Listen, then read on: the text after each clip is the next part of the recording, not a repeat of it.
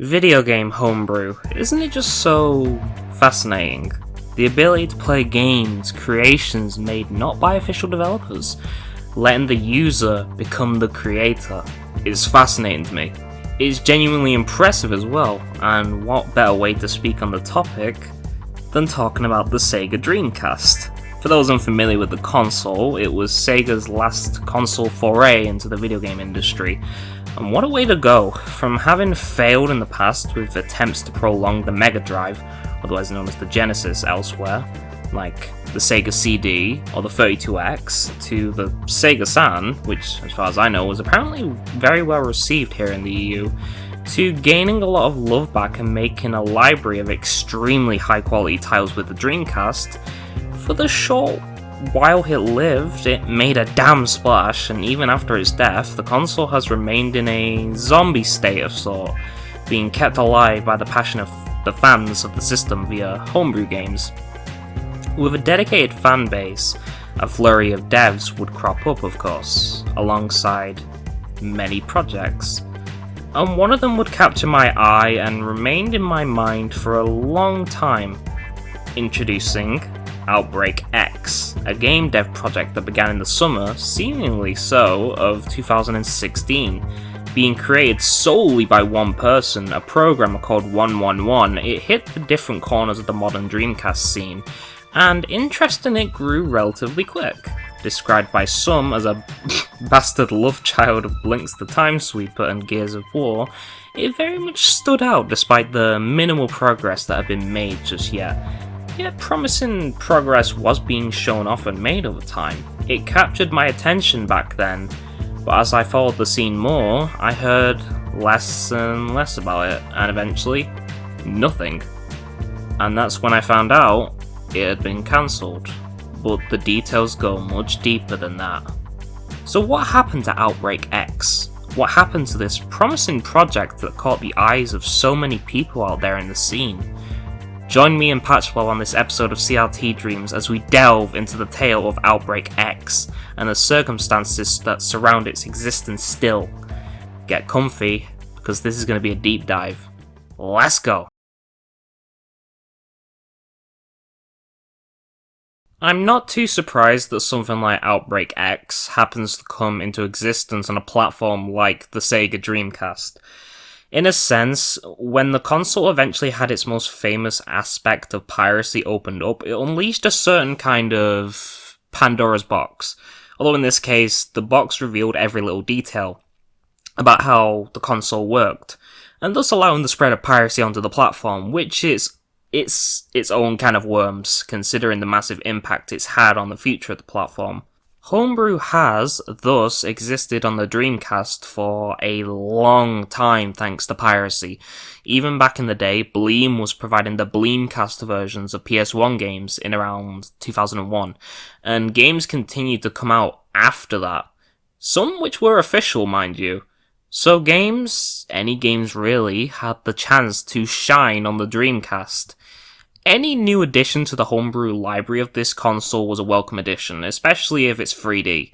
Not to say that 3D games don't exist on this system, I'm not trying to say that. Surely some do, but they're quite the rarity compared to the usual genre lineup.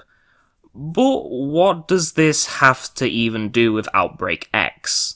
Since OutbreakX had the distinction of being a 3D project, it would naturally have more to grasp at in terms of attention and grabbing people's attention than just being a new game on an aging system like the Dreamcast. Thus, the articles.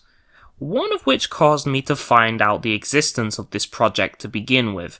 It's from here that we can begin answering what exactly happened to this project. How did this game get cancelled to begin with? What happened exactly to lead up to all that? How about we dive on in and find out? The first thing that I really wanted to do here was retrace my steps from years ago. How did I find out about OutbreakX in the first place back then? If I could retrace my steps, I could reasonably find the source of where all this development of this game was happening. Thus, I was the kind of guy to refresh the news tab on Google for anything new about the Dreamcast, and from what I remember, it would lead me to an article on a site known as the Dreamcast Junkyard. As such, I went back to the Dreamcast Junkyard, looking through old articles until I was able to discover it. Seeing this, jeez, it felt like a trip down memory lane. Albeit very, very old memories. For context, I was a teenager when I was looking at this stuff.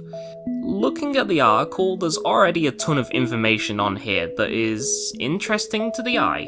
Stuff that I'll mention later, although for now, let's focus on 2 promising leads, contained within one of the first sentences of the article. Quote, "News has reached us via Dreamcast News and the Dreamcast Talk forums that there might be another new game coming for the Dreamcast." End quote. As such, I decided to dig into both. Starting with Dreamcast News, it led me to a French article on the site, speaking of the game in minimal details, just like the Dreamcast Junkyard link. But what immediately caught my attention here was the mention of OutbreakX being included in the DC Jam 2016 competition. For quick context, this was a game jam competition that allowed people in it to use Dreamcast game development tools in a simple but comfy effort to heighten and revive the amateur game dev scene on the system. No source is cited here for if the creator of OutbreakX 111 said that this was going to happen, and the Game Jam page mentions absolutely nothing about it, but considering that news outlets expected this in-development project to be in such a game jam, it speaks volumes for how excited people in the Dreamcast scene were for this. It says a lot that your project is expected to be in a game jam.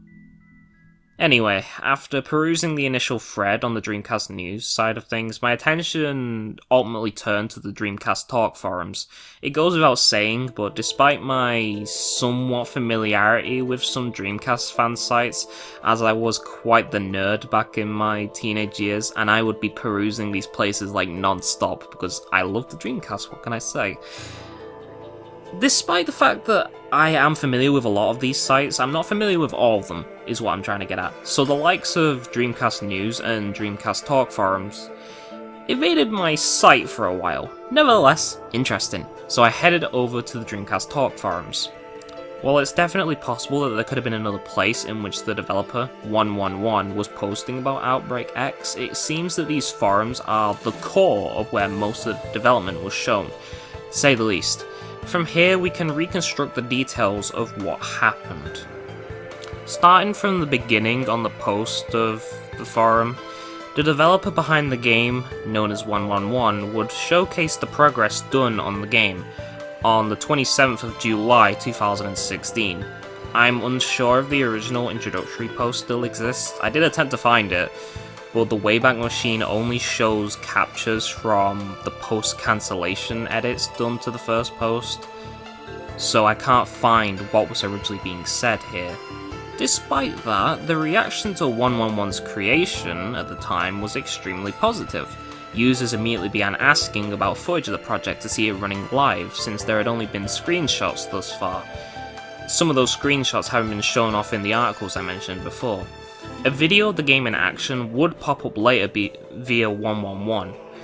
The postings from users would continue providing their input, expressing their interest in what was being made, and even seeing if the dev would want to reach out to Facebook groups to get the game out there even more. After all, if you have connections in this scene, you can do a lot of interesting and kind of crazy things.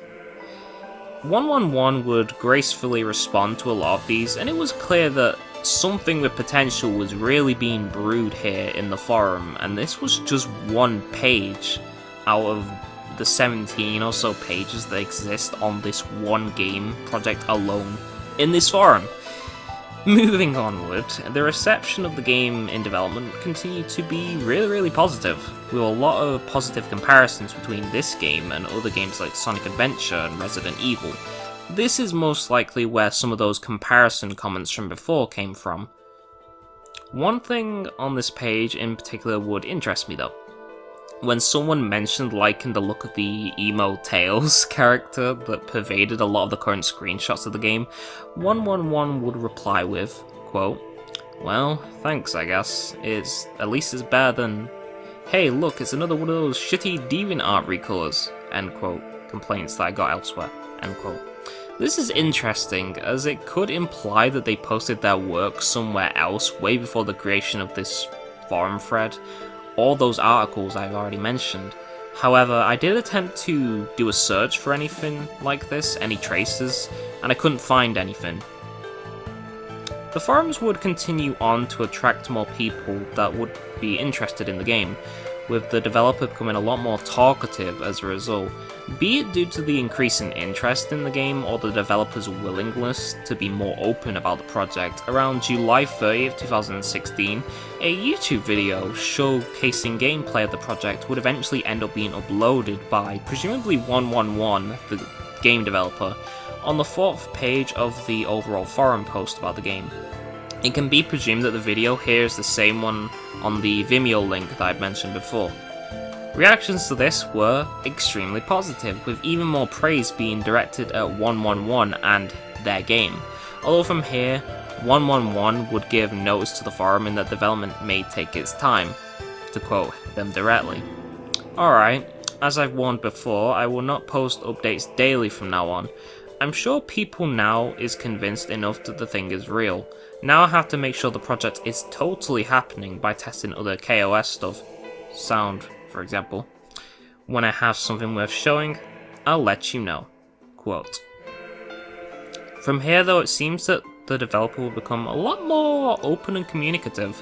Going through these next few pages on the forum thread here, the discussions between 111 and the other posters would really increase, with technical details being traded back and forth by people in the scene. And as the discussions continued, time would pass.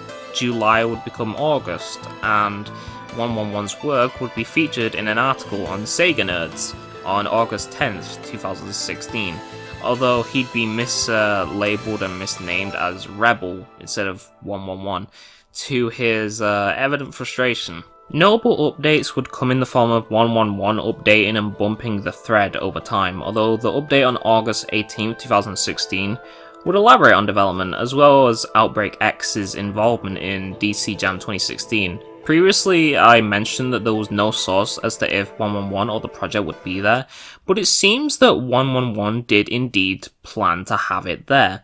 To quote the full update, alright, some updates, probably not worth bumping, but anyway. Regarding DC Jam demo, unfortunately I don't think I'll be able to meet the deadline. As you already know, I do have something playable for sure, but I don't want to release it in a rushed tech demo with poor presentation state, so I deeply apologise to those who are waiting. As for the project's status update, right now I'm busy with preparing assets and, minor, code refactoring. Aside from this, here is a preview of some features I've implemented. End quote. Unfortunately, the images no longer seem to exist of what he was showing off, but from what can be gathered, it indicates that the game was moving along in a relatively steady developing state, and it's reflected in the hype and continued discussions that would crop up after. September would roll around, and discussions on what tools to be used with development would crop up here and there. But an extremely cool update would come in the form of a small footnote on September 20th, 2016, in which the main character of this game would get fan art, or at least official art, from what I can gather. Anyway, quote, anyway, bump because of this. New character design by IceMBL/ThroSTDS, an amazingly talented artist I'm collaborating with. Still in a work in progress state, but close to final. This also marks yet another change of direction, so no more Sonic-esque route, mostly, end quote. The game had gotten such a following at this point that the art direction was beginning to take shape.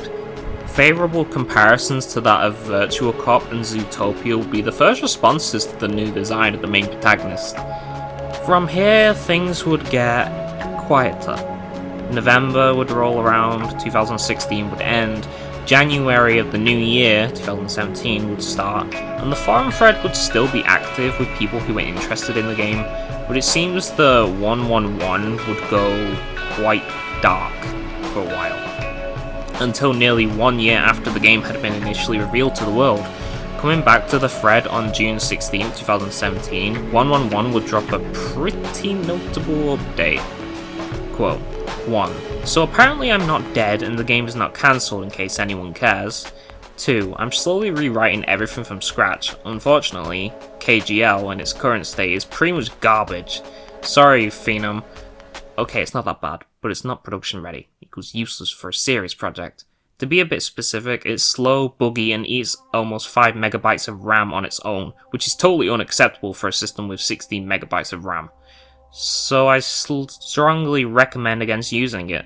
3. New engine, quote unquote, is still in an early state, but I've already implemented dynamic lighting and cheap shadows, modify volumes.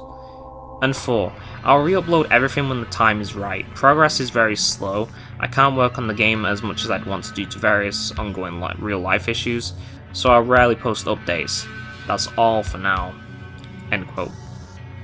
Even despite the long gap between updates, people continued to really root for this project, and I don't blame them. Progress was looking extremely solid, and people were willing to buy this game once complete. Hell, I'd be wanting to buy it too. I love this sort of stuff. However, that same day also brought the end of the project. 111 would post to the forum thread with nothing but dots. I initially didn't know what he meant by this, but when reading some of the reactions and then remembering the start of the thread, which had been edited over and over, makes sense now, doesn't it? 111 had gone back to the very first post that started this entire thing on this forum, editing it. To quote it directly, as it still remains up to this day on there, quote, "The game is cancelled. Do not ask for source code or anything else to be released. I've deleted everything related to the project. Backup CDs are thrown away, including the latest KGL build with unfinished downtown area. Dreamcast is sold, and I have 0 reasons to visit these forums. End of story. Developing for almost 2 decades old hardware nobody cares about was a totally retarded idea anyway." End quote. The responses in question to this were that of sadness and genuine mourning for what seemed to be a project with such massive potential. Although there were some who were rather irritated by the flippant 180 in deciding to keep going on with this project. Others were just confused as to why everything had been seemingly destroyed instead of preserved or shared so that others could have help in developing their own works. One response by a user known as Roll would provide an interesting insight into how this could have happened, one that I feel is quite informative. Quote, "I don't think all that many programmers would ever do something so rash and irrational, but yes, some have been known to do this. I've never done this myself, and to the best of my knowledge, neither have many or any of my coder friends. Nevertheless, I do have some ideas about what causes this behavior. Firstly, the nature of coding itself. It can require a lot of mental energy, especially if you're building something as complex as a complete game engine, or if you're just not very good at it. Concentrating on a complex logical task for unnaturally long periods of time is exhausting and certainly not for everyone. Secondly, lack of human interaction. Of course, I'm not saying that all programmers are socially inept hermits, but it's a simple fact of programming that programming is difficult to combine with an active social life. Isolation can result in mental problems such as depression. Thirdly, bugs, whether caused by oneself or by the compiler, OS libraries, third-party code, etc., can be extremely frustrating. While most are easily fixed, others may drive even the most experienced programmers to the boiling point. I can totally see how these things can be enough to make some people crack, and when that happens, destroying the source code, counterproductive though it may be, probably will make them feel much better, at least for a moment. Suddenly they don't have to deal with those bugs anymore, those thousands of lines of code, those long to-do lists. What a relief. I still wouldn't recommend it though. Also, some people are just drama queens." End quote. Whether it be due to this particular post or the outpouring of sadness over the death of the project, 111 would return at the end of the year on December 28th, 2017, to say a few more words. Quote, "In case anyone's interested, 2 early snapshots have been found. See the first post for download link. Obviously those builds are much worse than the later ones. There's no sound, shadows are missing, only one stage per build, controls and collisions are not polished enough, frame rate and drawing distance is terrible, etc. But it should be bearable enough to give you an overall idea of what could have been. To answer some questions, is this project really dead? Yes. Is the source code really lost? Yes, mostly. Will it ever be resurrected? Most likely not, but who knows? One thing for sure, no way in hell am I touching KOS again, only official SDKs. And I apologise for acting like a dick to some people earlier. Okay? Thanks. Bye. End quote. Whether it be due to 111's reappearance or something else, it seems that someone had convinced them to upload anything they had of OutbreakX. Posting 2 years later on December 20th, 2019, they dropped a media filing containing old stuff, quote unquote, saying it was the forum's last chance to seemingly experience what had been made, or at least what remained. The forum seemed really pleased, and it seems that they had their fun with tinkering with what seemed to be an early little slice of what could have been. The thread would finally go silent for what seems to be for good on December 29th, 2019.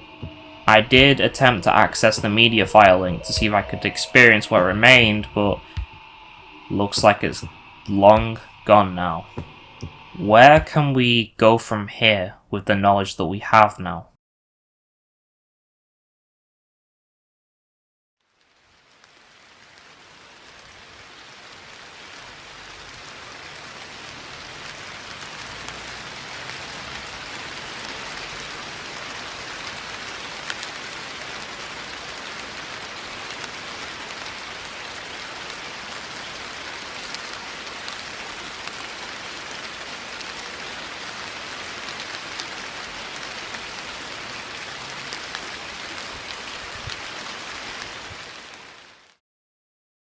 From starting small to getting articles to amassing quite the following to its cancellation, it's kind of hard not to appreciate what did exist. Working with old hardware, working on video games in general, is way more difficult than you'd think. I'm not a programmer, I don't create video games, but I am an artist, and I can understand how frustrating it must be to not only have to do the art design of something like this, but also do the programming aspects, even making a game engine from seemingly nothing, from seemingly only experience and rather archaic tools at hand. That being said, it's unfortunate to see something like this just die. But even with that in mind, why am I so fixated on it? Why should people care? There are other Dreamcast games, other games in general, that get shown off, that suffer some sort of issue, and then they fizzle into the background over time, never to be seen again. OutbreakX is not something that is unique in this regard, and even with the Dreamcast, there are games like Slave, which have not emerged since its initial years of hype, nearly a decade ago, or Tahi, the Erosion War, which seems to have all but vanished in what feels like an even less explainable way than OutbreakX. But the point stands. Unfortunately, OutbreakX is not the first, nor will be the last game ever, be it Dreamcast or not, that will bite the dust and fizzle away due to some kind of issue. So why does this one particularly matter?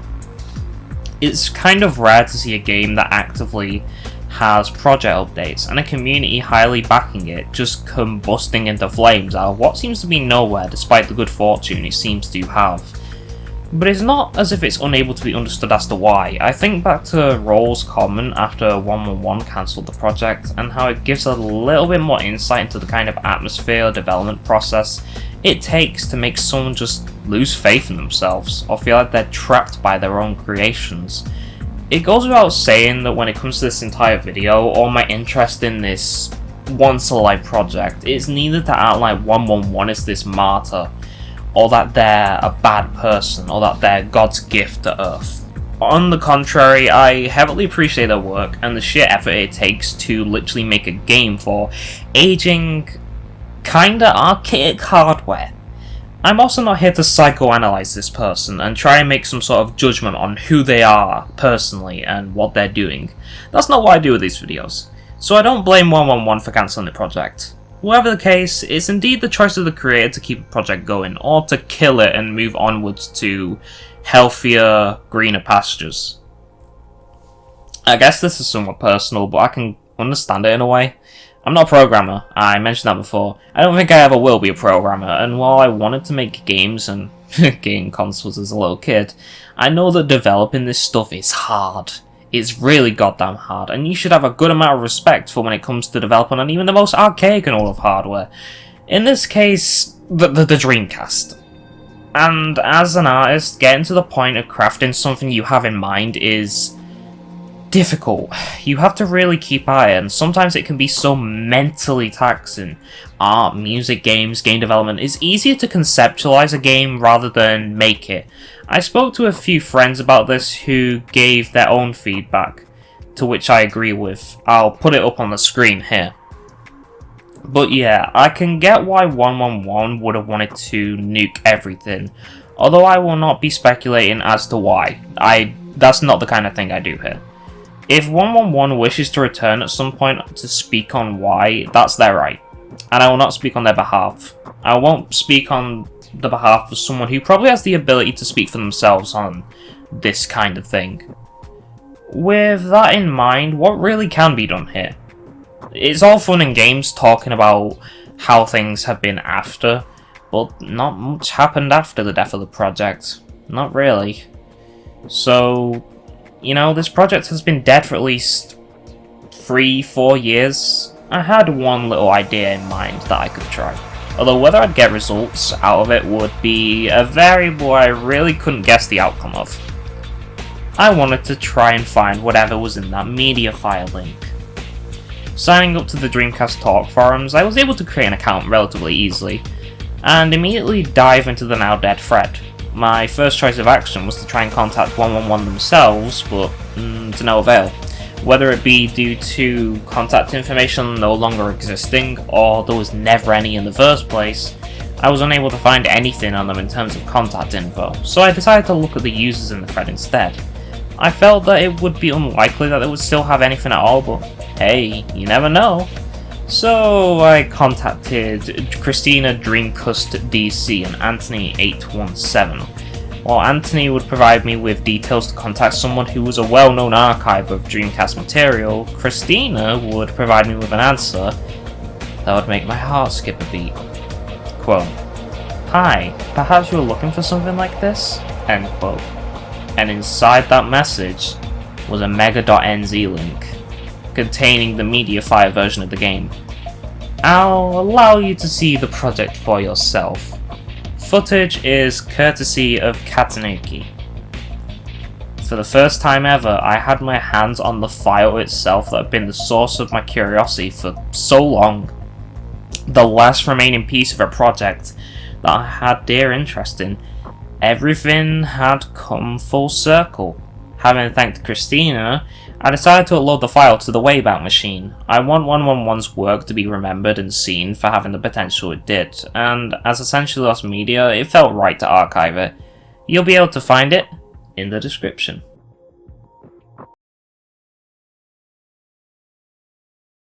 A game project. Starting small, becoming big, and eventually being blown away by the sands of time, but to be remembered in the end. I know this won't be the first project that lives and dies on the SEGA Dreamcast, or in game dev as a whole, but I want people to remember OutbreakX as a project that had potential, something that should be valued, you know, for the sheer effort that went into it, for the fact that it got as far as it did. I don't want it to be lost to time itself. 20 years onward from the Dreamcast's initial death, and it's still thinking, in a sense. In a sense, so are the fans of the console too. I think that it's fitting that even in death, both the Dreamcast and OutbreakX, they're not too dissimilar, are they? They're both still alive in some way. Dreams don't die, not with this console.